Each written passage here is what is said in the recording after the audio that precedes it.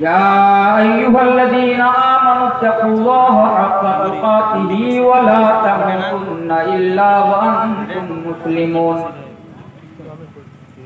يا أيها الناس اتقوا ربكم الذي خلقكم من نفس واحدة وخلق منها زوجها وبث منهما رجالا كثيرا ونساء واتقوا الله الذي تساءلون به والأرحام إن الله كان عليكم رقيبا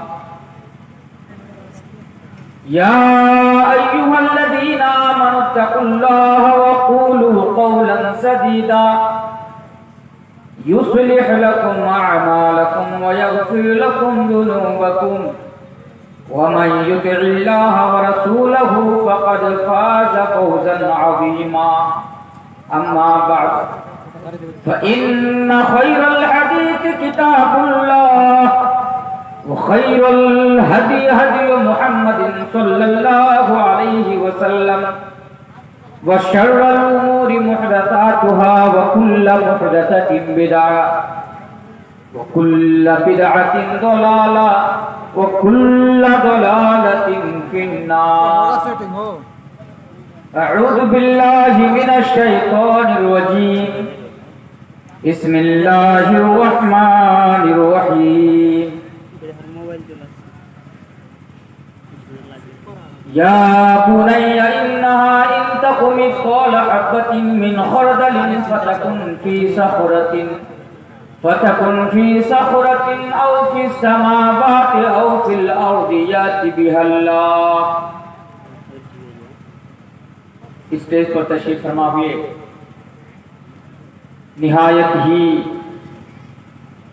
معزز و محترم علماء دین و اراکین جلسہ، سامنے بیٹھے ہوئے بزرگان قوم ملت، نہیں ہے کہ آج مسلمانوں کے ساتھ کیا کچھ نہیں ہو رہا ہے، آج ہمارے ساتھ اور آپ کے ساتھ کیا کچھ نہیں ہو رہا ہے. ارے میرے بھائیوں، عالمی سطح کی بات چھوڑیے، میں عالمی سطح کی بات نہیں کرتا، میں ملک کی سطح کی بات کر رہا ہوں. اس ہندوستان پر ذرا دیکھیے، جس ہندوستان کے اندر مسلمان برسوں سے آ رہے ہیں، جس ملک کو مسلمانوں نے اپنے خون سے سجایا ہے، جس ملک کی زمین کو مسلمانوں نے اپنے خون سے سینچا ہے، میرے پیارے ساتھیوں، جس ملک کو آزاد کرانے کے لیے ہمارے اسلاف نے، ہمارے بزرگوں نے قربانیاں پیش کی، لاکھوں کی تعداد میں ہمارے علماؤں کو پھانسی کے پھندوں پر لٹکا دیا گیا، تختے دار پر لٹکا دیا گیا. میرے پیارے ساتھیوں، آج اسی ملک میں آج ہمارے اور آپ کے حالات کیا ہے، ذرا دیکھیے کیا حالات ہے ہماری. ارے ہم ہی تھے، ہم ہی تو ہے، ہم ہی تو وہ تھے جو ہم اس ملک پر حکومت کرتے تھے، اس ملک پر راز کرتے تھے. میرے پیارے ساتھیوں، کسی کی جرأت نہیں تھی، کسی کی اتنی ہمت نہیں تھی کہ کسی مسلمانوں کے سامنے اونچی آواز میں بات کرے. لیکن ہمارے حالات کیا سے کیا ہو گئی میرے بھائیوں، ہمارے حالات اور ہمارا مقام کہاں سے کہاں پہ آ رہا ہے. کیوں ایسا، کیوں میں آپ سے پوچھتا ہوں کیوں؟ آپ مجھے بتائیں، آپ کے پاس کیوں کا جواب نہیں ہے. مولوی تنویر عالم آج آپ کو مختصر انداز میں کیوں کا جواب آپ کو دے کر جائے گا. میرے پیارے ساتھیوں، میں زیادہ نقشہ نہیں کھینچوں گا، زیادہ تصویر کشی میں اس کے اوپر نہیں کروں گا کہ آج بھارت کے اندر مسلمانوں کے ساتھ کیا ہو رہا ہے. بابری مسجد توڑی گئی ہماری، ہم نے سب نے دیکھا. بابری مسجد کی رائے، سپریم کورٹ کی رائے آئی، سپریم کورٹ کا فیصلہ آیا، ہم نے مان لیا. بابری مسجد کے بارے میں ہم نے کچھ نہیں کیا. ابھی ان لوگوں نے پھر سے نئے طریقے سے سازش کے ساتھ اور پلاننگ کے ساتھ ہماری مسجدوں کو ہتھیانے کی کوشش کرتے ہیں، اور پتہ نہیں ہماری مسجدوں سے سیب لنگ نکل جاتا ہے. بھائی ان لوگوں کا سیب لنگ سے اتنا ناتا ہے کہ ہماری مسجدوں سے ہی سیب لنگ نکلتا ہے. یہ پیارے ساتھیوں، اس کے اوپر بھی نہیں بولنا. اگر زیادہ کچھ بولوں گا، یار مولانا تنویر عالم بھڑکاؤ بھاشن دیتے ہیں، مولانا تنویر عالم ہندو کے خلاف بولتے، جاؤ ان کو سلاخوں کے اندر ڈالو. آج تو یہی کچھ ہو رہا ہے. اگر میں حق بولوں گا نا تو مجھے سلاخوں کے اندر ڈال دیا جائے گا، حق بولوں گا مجھے بینڈ لگا دیا جائے گا. کیوں؟ کیونکہ میں حق بول رہا ہوں، حق نہیں بول سکتے. سب ہم مسلمان ہیں، ہمیں مارا جائے گا، ہمارے اوپر ظلم کیا جائے گا، ہمارے اوپر اتیاچار کیا جائے گا، ہماری موبلنگ ہوگی، لیکن ہم حق نہیں بول سکتے. اگر حق بولیں گے تو ہم بھڑکاؤ بھاشن देने वाले हो जाएंगे, ये स्पीच देने वाले बन जाएंगे और हमको बांग्लादेशी कहकर, आतंकवाद कहकर और दहशतगर्द कहकर हमको सलाखों के अंदर डाल दिया जाएगा। मेरे प्यारे साथियों, मुझे कुछ नहीं बताना है ज्यादा, लेकिन आज जुल्म की इंतहा हद से आगे बढ़ रही है। मेरे प्यारे, जुल्म हद से आगे बढ़ रहा है। आज देखिए 2-3 दिन की बात है, वो क्या नाम है, आप लोगों ने सुना होगा है। मुझे अपने पॉइंट की तरफ आना है, तो जो मैं बता रहा था, एक बीजेपी के प्रवक्ता है, उस प्रवक्ता का नाम क्या पता है? उसका नाम है नुपुर शर्मा।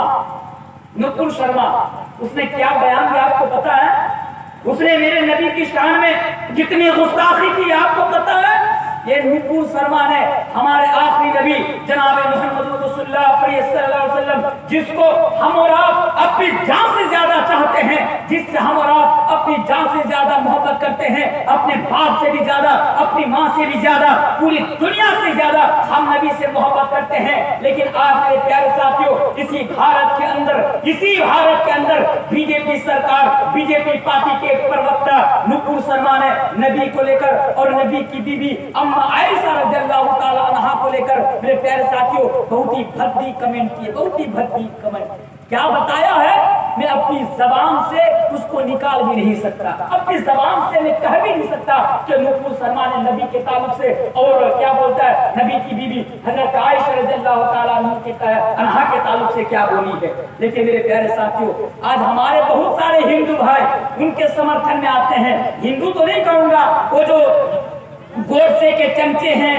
आरएसएस और बीजेपी के जो चमचे हैं, चमचागिरी करते हैं, इन लोगों ने नुपुर शर्मा को सपोर्ट करते हुए कहा कि हाँ नबी ने ऐसा क्या, नबी ने ऐसा क्या। लेकिन उनसे एक सवाल पूछना चाहता हूँ चैलेंज के तौर पर। मैं ज्यादा कहीं पर चैलेंज नहीं करता, लेकिन जब अपनों की बात आती है तो मैं चैलेंज करता हूँ। जब अपनों की बात आती है, जब इस्लाम की बात आती है, जब शरीयत की बात आती है, जब कुरान और हदीस की बात आती है, जब नबी की बात आती है, तो मैं चैलेंज करता हूँ। मेरे नबी ने छोटी उम्र में हजरत आयशा रज़ियल्लाहु ताला अन्हा को शादी किए, तो जिसको लेकर आज वो लोग मेरे नबी की शान में गुस्ताखी कर रहे हैं। मैं एक हिंदू भाइयों से पूछना चाहता हूँ कि चलो बताओ कि आज तुम जिसको पुरुषोत्तम का दर्जा दिए हो, जिनको तुम भगवान कहते हो, नाम क्या है उनका? रामचंद्र जी। रामचंद्र जी, इसने सीता जी से जो शादी किए थे, सीता जी से जो विवाह किए थे, तो सीता जी की उम्र क्या थी मुझे बताओ। चलो नबी ने हजरत आयशा रज़ियल्लाहु ताला अन्हा को यानी 15 की उम्र में शादी की, तो आज तुमने नबी के सामने गुस्ताखी की, नबी को अय्याश बताया, इसको बलात्कार बताया। पर मुझे तब बताओ कि तुमने जिसको भगवान का दर्जा दिया, तुमने जिसको पुरुषोत्तम का दर्जा दिया, जिसको तुमने महान पुरुष के खिताब से लक़ब से जिसको तुमने लक़ब दिया, बताओ कि रामचंद्र जी ने सीता जी को कितने साल में विवाह किए थे? यानी रामचंद्र जी की उम्र क्या थी और सीता जी की उम्र क्या थी? बताओ। मेरे भाई मैं आपको लेकर जा रहा हूँ, फिर अपने पॉइंट की तरफ आपको लेकर आ रहा हूँ। आज नबी ने देखिए हजरत आयशा से 6 साल की उम्र में या 7 साल की उम्र में शादी की। हजरत आयशा की उम्र इतनी थी, उन लोगों ने आज नबी की सामने गुस्ताखी कर रहे, इसको बलात्कार बता रहे और पता नहीं क्या अय्याश बता रहे, पता नहीं क्या क्या बता रहे। लेकिन आपको पता है जब रामचंद्र जी ने सीता जी से विवाह किया था, तो उस वक्त रामायण के मुताबिक मैं बता के अगर उठाइए रामायण, अगर रामायण में ये रामायण में अगर ये चीज मौजूद नहीं है, अगर तुम ये साबित कर दो कि मौलाना तनवीर आलम आप गलत बोल रहे हो, मैं अपनी गर्दन कटाने को तैयार हूँ। लाओ मेरे सामने रामायण, मैं तुमको दिखाता हूँ कि सीता जी की उम्र क्या थी और रामचंद्र जी की उम्र क्या थी। आपको बताया सीता जी की उम्र क्या थी? सीता जी की उम्र 6 साल थी और रामचंद्र जी की उम्र 13 साल थी। बताओ, इन्हें भी अय्याश बताओ। अगर माँ का दूध पिए हो, जिस तरह हमारे नबी को अय्याश बताते हो, भगवान श्री राम को भी अय्याश बताओ, तब बड़ा मानू कि तुमने बाप का दूध पिया है या माँ का दूध पिया है। लेकिन मेरे प्यारे साथियों नहीं बताएंगे, क्यों? वो उनके भगवान है, तो नबी थोड़ी ना है। तो मेरे प्यारे साथियों, ये हालात है। आज कोई भी हमारी अरे भारत के मुसलमानों सुनो, अरे लोगों, आज तुम्हारे ऊपर जुल्म के पहाड़ तोड़े जा रहे हैं, तो आज तुम लोग किसी विशेष और खास पार्टी को जिम्मेदार करार दे रहे हो। लेकिन सुनो, इसी तरह इस दुनिया के अंदर इतिहास उठाकर पढ़िए, हिस्ट्री उठाकर पढ़िए, तो आपको पता ایک بڑا ظالم بادشاہ تھا، بڑا ظالم، یہ چائے والا اس کے سامنے کچھ بھی نہیں ہے، کچھ بھی نہیں اس کے سامنے، اتنا بڑا ظالم تھا۔ نام کیا تھا ان کا؟ نام حجاج بن یوسف تھا۔ اے لوگوں، حجاج بن یوسف اپنے لوگوں کے اوپر، اپنی رعایا کے اوپر بہت زیادہ ظلم و ستم کیا کرتا تھا، ان کے اوپر ظلم و ستم کے پہاڑ توڑا کرتا تھا۔ ایک دن کیا ہوا، اس دور میں کچھ لوگ امام حسن بصری رحمت اللہ علیہ کے پاس شکایت لے کر آتے ہیں اور کہتے ہیں کہ امام صاحب یہ حجاج بن یوسف ہمارے اوپر ظلم کر رہا ہے، یہ حجاج بن یوسف ہمارے اوپر اتیاچار کر رہا ہے، یہ حجاج بن یوسف کے ظلم کی انتہا ہو گئی ہے، اے امام صاحب آپ بھی کچھ کر دیجئے۔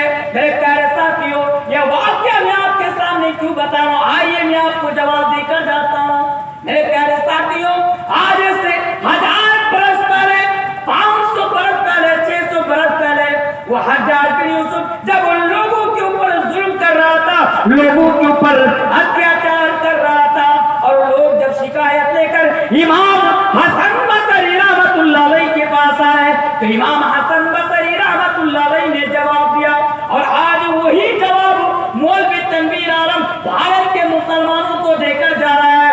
آج وہی جواب مولوی تنویر عالم کٹیہار کے ان مسلمانوں کو دے کر جا رہا ہے، گوریا کے ان مسلمانوں کو دے کر جا رہا ہے۔ میرے پیارے ساتھیوں، حضرت امام حسن بصری رحمت اللہ علیہ نے جواب دیا کہ اے لوگوں، آج حجاج بن یوسف تمہارے اوپر ظلم کر رہا ہے، تمہارے اوپر انیائی کر رہا ہے، تمہارے اوپر اتیاچار کر رہا ہے، تو تم لوگ شکایت لے کر میرے پاس آئے ہو۔ لیکن سنو، اگر آج حجاج بن یوسف تمہارے اوپر ظلم کر رہا ہے، انیائی کر رہا ہے، اتیاچار کر رہا ہے، تو اللہ تبارک و تعالیٰ نے تمہارے گناہوں کی وجہ سے اور تمہاری معصیتوں کی وجہ سے حجاج بن یوسف جیسا ظالم بادشاہ کو مسلط کر دیا ہے۔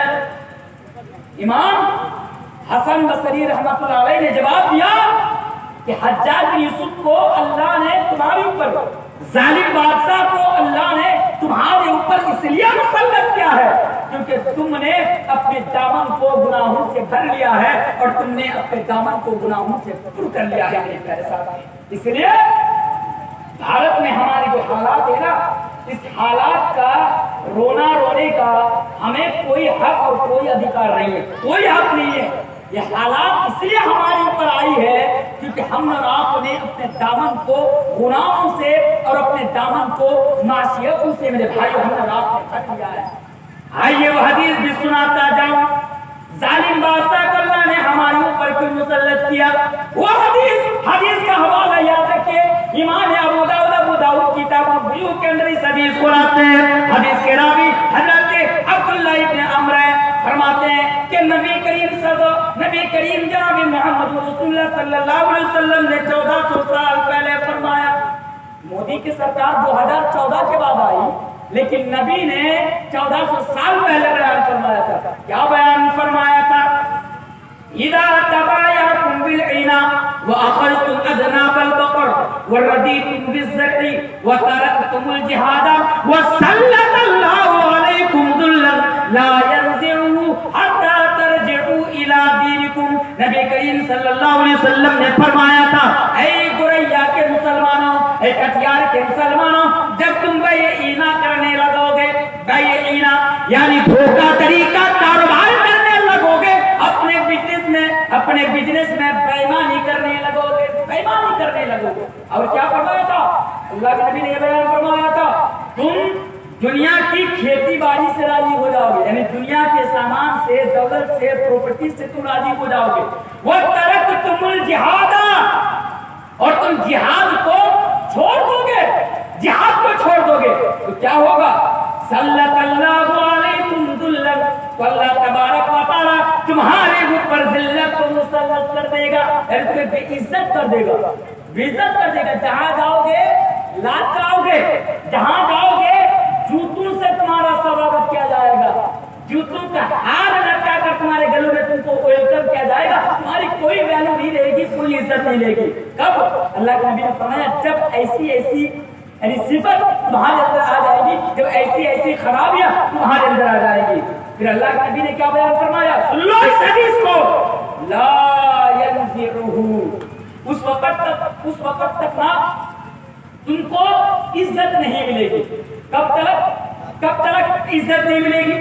الیکشن کے ٹائم میں نے آپ ہی کے قریب میں ایک جگہ پر یہ مثال بھی میں نے دیا تھا کہ الیکشن کے ٹائم میں کیا ہوتا ہے، بہت سارے لوگ ہوتے ہیں نا جو نیم پلیٹ ہوتے ہیں اس کو لوگوں کے پاس نکل جاتے ہیں، ایسا اس کو ووٹ کرنا، اس کو ووٹ کرو گے، اگر یہ جیت جائے گا تو پھر سلامت رہو گے، صحیح سالم رہو گے، اگر اس کو ووٹ نہیں کرو گے اس کی سرکار آ جائے گی تو پھر تمہاری حجامت بن جائے گی، یہ ہو جائے گا وہ ہو جائے گا، عجیب طرح کی بات کرتے ہیں. تو پتہ یہ چلتا ہے کہ لوگ سمجھتے ہیں کہ ہم سرکار بدل دیں گے تو ہمارے حالات بدل جائیں گے، ہم سرکار بدل دیں گے تو ہمیں عزت مل جائے گی، ہم سرکار بدل دیں گے تو ہماری کھوئی ہوئی عزت ہمیں واپس مل جائے گی. یہ سوچ ہم اور آپ رکھتے ہیں. لیکن میرے پیارے ساتھیوں، اللہ کے پیارے نبی نے بیان فرمایا تھا کہ مسلمان جتنا چاہے تم سرکاریں بدل لو، جتنا چاہے تم سرکاریں بدل لو،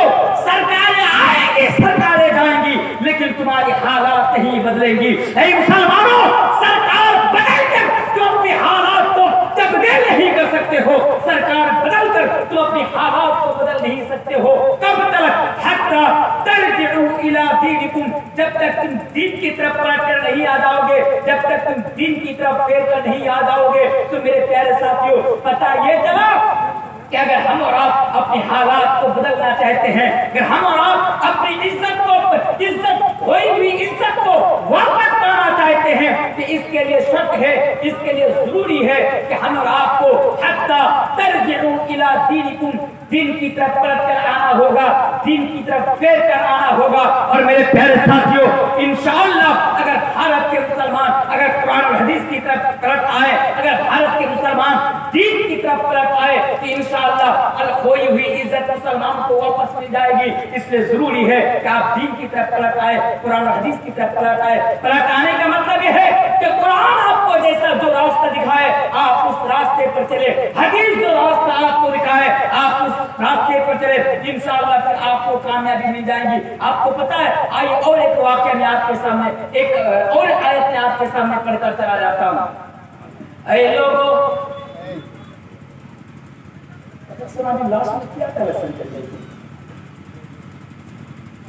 کلیکشن کتنے سارے قریب آئے وہ لوگ چلے گئے، تو رات کا ٹائم سب تو بھاگنے والے ہیں.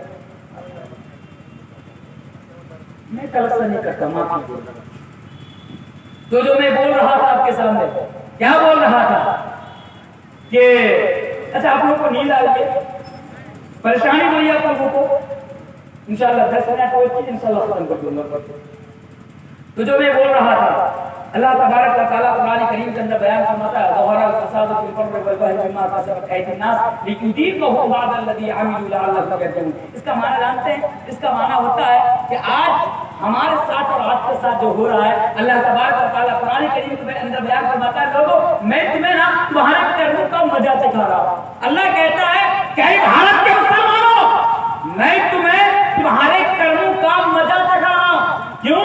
تاکہ تم دین کی طرف پلٹ کر آ جاؤ، تاکہ تم دین کی طرف پلٹ کر آ جاؤ. اسی طرح اللہ تبارک و تعالیٰ قرآن کریم کے اندر کسی اور جگہ پر بیان فرماتا ہے وَمَا أَصَابَكُم مِّن مُّصِيبَةٍ فَبِمَا كَسَبَتْ أَيْدِيكُمْ وَيَعْفُو عَن كَثِيرٍ. اس کا معنی یہ ہوتا ہے، اللہ تبارک و تعالیٰ فرماتا ہے کہ مسلمانوں، جب تمہارے پاس کسی قسم کی تکلیف آئے، جب تمہارے پاس کسی قسم کی پریشانی آئے، جب تمہارے پاس کسی قسم کی آفتیں آئے تو تم سمجھ لینا کہ یہ تمہارے کرموں کا پھل ہے، یہ تمہارے کرموں کا نتیجہ ہے، یہ تمہارے ہاتھوں نے کمایا ہے. میرے پیارے ساتھیوں، کہ اس سے بھی پتہ یہ چلتا ہے کہ جب تک ہم اور آپ اپنے دامن کو پاک صاف نہیں کریں گے، ہم اپنے دامن سے گناہوں کو نہیں ہٹائیں گے، گناہوں کا دھبا کو نہیں دھوئیں گے، میرے پیارے ساتھیوں، تب تک ہم اور آپ عزت نہیں پا سکتے ہیں. اس لیے بارہا میں آپ سے یہی پیغام اور لاسٹ کے ٹائم میں یہی میسج دے کر جا رہا ہوں کہ مسلمانوں، جو ہوا سو ہوا، بند کیجیے.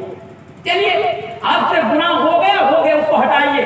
آپ نے جو کر لیا سو کر لیا، آپ اس کو ہٹائیے. لیکن آج سے آپ یہ عہد کیجیے، آج سے آپ یہ وعدہ کیجیے اور یہ عہد کر کے یہ بعد جب تک زندہ رہوں گا اللہ اور اللہ کے رسول کی نافرمانی نہیں کروں گا، جب تک زندہ رہوں گا قرآن اور حدیث سے اعراض نہیں کروں گا، جب تک زندہ رہوں گا اللہ اور اللہ کے نبی کے طریقے پر زندگی گزاروں گا۔ بولی انشاءاللہ، بولی انشاءاللہ۔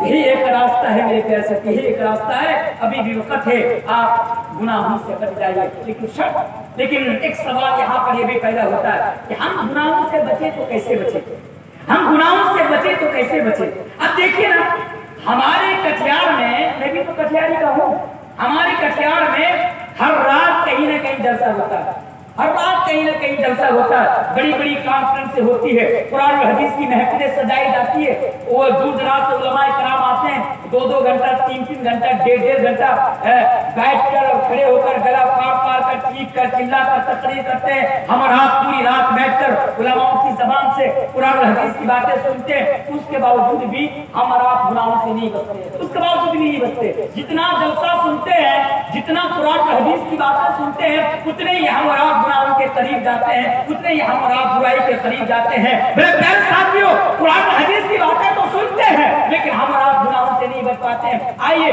2 چیزیں میں آپ کو بتا کر جاؤں گا، یہ 2 چیزیں آپ اپنے اندر پیدا کر لیجئے انشاءاللہ تعالی۔ اگر یہ 2 چیزیں آپ اپنے اندر پیدا کر لیں گے تو آپ گناہوں سے بچ جائیں گے۔ 2 چیزوں میں سے ایک چیز ہے فکر آخرت۔ فکر آخرت، یہ فکر آخرت کیا ہے؟ فکر آخرت کا معنی ہوتا ہے کہ آپ دنیا میں جو بھی کچھ کر رہے ہیں، کل قیامت کے دن اس کا جواب اللہ تبارک و تعالیٰ کے سامنے آپ کو دینا ہے۔ اگر رات کے اندھیرے میں، رات کے 12 بجے، رات کے 2 بجے تنہائی میں، بھیڑ میں، دنیا کے کسی بھی کونے میں اگر آپ کوئی کام کر رہے ہیں، بس اتنا یاد رکھیے کہ اللہ تبارک و تعالیٰ کے سامنے جا کر جب تک آپ کی موت ہو جائے گی تو پھر مرنے کے بعد اللہ تبارک و تعالیٰ کے سامنے آپ کو اس کا جواب دینا ہے، اللہ تبارک و تعالیٰ کی عدالت میں اس کا جواب رکھنا ہے۔ اگر یہ چیز آپ کے اندر پیدا ہو جائے گی تبھی آپ گناہوں سے بچ سکتے ہیں، ورنہ آپ گناہوں سے نہیں بچ سکتے ہیں۔ اس لیے 4 چیزیں اس پوائنٹ کے اوپر 4 چیزیں آپ یاد رکھیے۔ پہلی چیز، آپ کو نا دنیا چھوڑ کر جانا پڑے گا، یہ دنیا چھوڑ کر آپ کو جانا پڑے گا۔ جس دنیا میں جینے کے لیے آپ گناہ کر رہے ہیں نا، یہ دنیا چھوڑ کر آپ کو جانا پڑے گا۔ اللہ تبارک و تعالیٰ قرآن کریم کے اندر سورہ آل عمران آیت نمبر 25 150 نمبر آیت کے اندر ارشاد فرماتا ہے۔ 4 چیزیں بہت شارٹ کٹ میں آپ کے سامنے بتا کر جا رہا ہوں۔ پہلی چیز، اے لوگوں، کل نفس ذائقۃ الموت، ہر انسان کو مرنا ہوگا۔ اے لوگوں، کل نفس ذائقۃ الموت، ہر انسان کو مرنا ہوگا۔ یہ دنیا چھوڑ کر ہر انسان کو جانا پڑے گا، یعنی ہر انسان کے پاس موت آئے گی۔ کل نفس ذائقۃ الموت، ہر انسان کو مرنا ہوگا۔ اچھا یہ بولیے، آپ کے گاؤں میں موت آتی ہے کہ نہیں آتی ہے؟ موت آتی ہے؟ آپ کے یہاں پر لوگ مرتے ہیں؟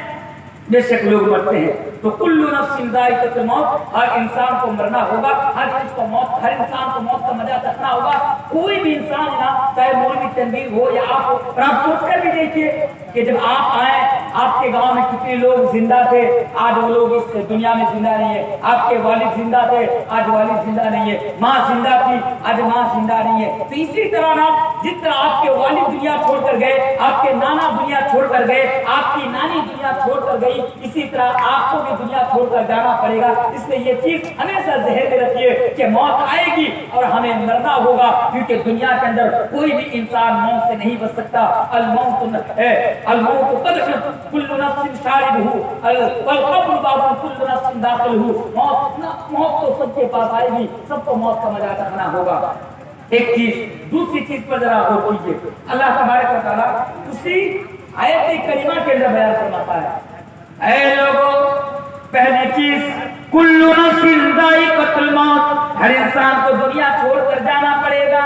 دوسری چیز، وَإِنَّمَا تُوَفَّوْنَ أُجُورَكُمْ يَوْمَ الْقِيَامَةِ، آپ دنیا میں آئے، 70 سال تک آپ زندہ رہے، 60 سال تک آپ زندہ رہے، 50 سال تک، 40 سال تک آپ دنیا میں زندہ رہے، لیکن اس 40 سال کے اندر، 50 سال کے اندر، 60 سال کے اندر آپ نے جو بھی کچھ کیا رہا، کل قیامت کے دن اللہ تبارک و تعالیٰ کے سامنے اس کا حساب رکھنا ہے۔ اگر آپ نے اپنی زندگی کے اندر کسی کو ایک گالی بھی دی ہے نا تو اس کا حساب کل قیامت کے دن آپ کو دینا پڑے گا. اگر دنیا میں اگر آپ نے کسی کے آم کے باغ سے اگر ایک آم بھی چرا کر کھائے ہیں نا تو کل قیامت کے دن اس کا بھی جواب آپ کو دینا پڑے گا. تو یہ اس چیز کو بھی آپ اپنے ذہن میں رکھیے کہ دنیا میں میں جو بھی کچھ کر رہا ہوں کل قیامت کے دن اس کا جواب اللہ تبارک و تعالیٰ کو دینا پڑے گا. میرے پیارے ساتھیوں, اللہ تبارک و تعالیٰ قرآن کریم کے اندر بیان فرماتا ہے اگر آپ ذرہ برابر بھی اگر غلط کام کریں گے تو اس کا بھی بدلہ آپ کو دیا جائے گا, اور اگر ذرہ برابر بھی اگر غلط کام کریں گے تو اس کا بھی بدلہ آپ کو کل قیامت کے دن دیا جائے گا. یہ دو چیز ہو گئی. تیسری چیز پر ذرا غور کیجیے میرے پیارے ساتھیوں. تیسری چیز یہ ہے کہ كل نفس ذائقة الموت وإنما توفون أجوركم يوم القيامة ومن زحزح عن النار وأدخل الجنة فقد فاز. یہ ایک جس کے اوپر بھی لمبی بحث کی جا سکتی ہے, جس کے اوپر بھی بہت دیر تک بات کی جا سکتی ہے میرے پیارے ساتھیوں, لیکن اللہ تبارک و تعالیٰ فرماتا ہے کہ دنیا کے اندر کامیاب انسان وہی ہے جو قرآن اور حدیث کے مطابق زندگی گزارے اور کل قیامت کے دن اللہ تبارک و تعالیٰ اس کو جہنم کے عذاب سے بچا لے اور جنت کے اندر داخل کر دے. اور چوتھی چیز اس پوائنٹ کی اللہ تبارک و تعالیٰ فرماتا ہے کہ اے لوگوں وما الحیات الدنیا الا متاع الغرور. دنیا کو بہتر بنانے کے لیے آپ نہ جانے کتنے اپرادھ کرتے ہیں, دنیا کو بہتر بنانے کے لیے نہ جانے آپ کتنے جرم کرتے ہیں, دنیا کو بہتر بنانے کے لیے نہ جانے آپ کتنے گناہ کا کام کرتے ہیں, دنیا ہی کو بہتر بنانے کے لیے آپ اپنے بھائی کا حق مارتے ہیں, دنیا ہی کو بہتر بنانے کے لیے آپ اپنی بہن کا حق مارتے ہیں, دنیا ہی کو بہتر بنانے کے لیے آپ اپنے گاؤں کے اس یتیم کا حق مارتے ہیں, آپ اپنے گاؤں آپ اپنے گھر کے قریب اپنے پڑوسی کا حق مارتے ہیں دنیا کو بہتر بنانے کے لیے. لیکن میرے پیارے ساتھیوں اللہ تبارک و تعالیٰ فرماتا ہے کہ وما الحیات الدنیا الا متاع الغرور. یہ دنیا کی زندگی تو دھوکے کی زندگی ہے, یہ دنیا تو بس دھوکا ہے. اس لیے میرے پیارے ساتھیوں اس کو بھی آپ اپنے ذہن میں رکھیے کہ دنیا چھوڑ کر ہمیں جانا پڑے گا, کہ دنیا چھوڑ کر ہمیں جانا پڑے گا. لیکن ہاں یہاں پر اور ایک حدیث مجھے یاد آ گئی کہ ہماری ذلت کے پیچھے بھی ایک وجہ یہ ہے کہ آج ہم اور آپ دنیا پرست ہو چکے ہیں. دنیا پر حالانکہ اللہ تبارک و تعالیٰ نے قرآن کریم کے اندر بہت ساری جگہوں پر اور بہت سارے مقامات پر ہم اور آپ کو یہ کہا, یہ میسج دیا کہ لوگوں دنیا کی محبت کو اپنے اندر پیدا مت کرو, کیونکہ دنیا ختم ہونے والی ہے, دنیا فنا ہونے والی ہے, دنیا مٹنے والی ہے. اور دنیا کی زندگی کو اللہ تبارک و تعالیٰ نے کھیل اور تماشا کہا ہے کہ اعلموا انما الحیات الدنیا لعب ولهو وزینہ. اللہ تبارک و تعالیٰ فرماتا ہے اور نبی بھی بیان فرمائے تھے. ایک حدیث ہے ابو داؤد کتاب الفتن کی حدیث ہے, حدیث کے راوی حضرت ثوبان رضی اللہ تعالیٰ عنہ ہے. اللہ کے نبی نے بیان فرمایا تھا یوشک الامم ان تدارکم کما تدارک التي لا تساتها فقال قائل ومن قلة نحن يومئذ قال بل انتم يومئذ كثير ولكنكم غثاء كغثاء السيل ولا ينزعن الله من صدور احدكم المحبة منكم ولا يذيقن الله في قلوبكم الوهن فقال قائل يا رسول الله ما الوهن قال حب الدنيا وكراهية الموت. یہ ابو داؤد کی بہت لمبی حدیث ہے میرے پیارے ساتھیوں. نبی نے بیان فرمایا تھا کہ جب تمہارے اندر دنیا کی محبت پیدا ہو جائے گی تو پھر کیا ہوگا کہ تم اس دنیا میں دشمن قوم تمہارے اوپر انیائے کریں گے, تمہارے اوپر اتیاچار کریں گے اور تمہارے اوپر ٹارچر کریں گے. تو میرے پیارے ساتھیوں پہلے پوائنٹ کی یہ 4 چیزیں تھی. اگر آپ گناہوں سے بچنا چاہتے ہیں تو اس 4 چیزوں کو آپ اپنے اندر پیدا کر لیجئے. اور دوسری پوائنٹ جس کے اوپر میں ایک ہی چیز آپ کے سامنے بتاؤں گا وہ چیز ہے تقویٰ. کیا آپ اپنے اندر تقویٰ کو پیدا کر لیجئے. ایک انسان چاہے وہ شام سے لے کر صبح تک اور صبح سے لے کر پھر شام تک اگر وہ قرآن اور حدیث کی باتیں سنے تب بھی میرے پیارے ساتھیوں وہ گناہوں سے نہیں بچ سکتا, وہ انیائی اور اتیاچار سے نہیں بچ سکتا, وہ پاپ سے نہیں بچ سکتا جب تک اس انسان کے اندر تقویٰ نہ پیدا ہو جائے. تقویٰ مینس ہوتا ہے اللہ کا ڈر. آپ اپنے اندر اللہ کا ڈر پیدا کر لیجئے. اللہ کا ڈر پیدا ہوگا تو آپ گناہوں سے بچ پائیں گے. اللہ کا ڈر آپ کے اندر پیدا نہیں ہوگا تو آپ گناہوں سے نہیں بچ پائیں گے. اور ہاں اگر آپ اللہ کے ڈر کی وجہ سے اگر غلط کام کو چھوڑ دیں گے تو کل قیامت کے دن آپ کے لیے یہ بھی فائدہ ہوگا. آئیے وہ حدیث میں آپ کے سامنے پڑھ کر چلا جاتا ہوں. اے لوگوں اللہ کے پیارے رسول جناب محمد رسول اللہ صلی اللہ علیہ وسلم بیان فرماتے ہیں سبعۃ یظلھم اللہ فی ظلہ یوم لا ظل الا ظلہ. اے لوگوں کیا قیامت کے 7 प्रकार के लोगों को, 7 किस्म के लोगों को अल्लाह तबारक व तआला अपने अर्श के साए तले जगह अता फरमाएगा। 7 तरह के लोगों को अपने अर्श के साए तले जगह अता फरमाया। किसी दिन, उस दिन जरा सोच कर देखिए कि जिस दिन के बारे में अल्लाह के नबी बयान फरमाते हैं कि ये सूरज जो आज दिन के उजाले में हमारे सर के ऊपर उठता है, ये सूरज आज हमसे और आपसे लाखों मील की दूरी पर है, करोड़ों मील की मुसाफत पर है, लेकिन कल क़यामत के रोज एक हदीस के मुताबिक 1 मील की दूरी पर आ जाएगा और दूसरी हदीस के मुताबिक 3 मील की दूरी पर आ जाएगा, बड़ा नजदीक आ जाएगा, बड़ा करीब आ जाएगा। मेरे नबी फरमाते हैं कि लोग परेशान हो जाएंगे और सूरज की गर्मी को बर्दाश्त नहीं कर पाएंगे। कल क़यामत के रोज लोग परेशान हो जाएंगे।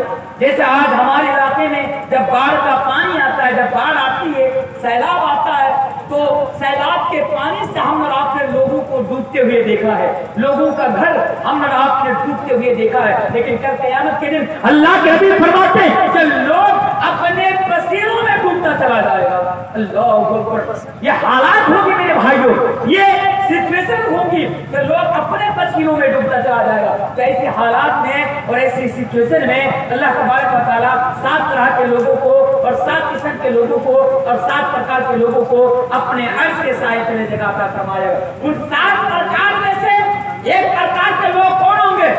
वो लोग होंगे जो अल्लाह के डर की वजह से गलत काम को छोड़ दिया था, अल्लाह के डर की वजह से गुनाह को छोड़ दिया था।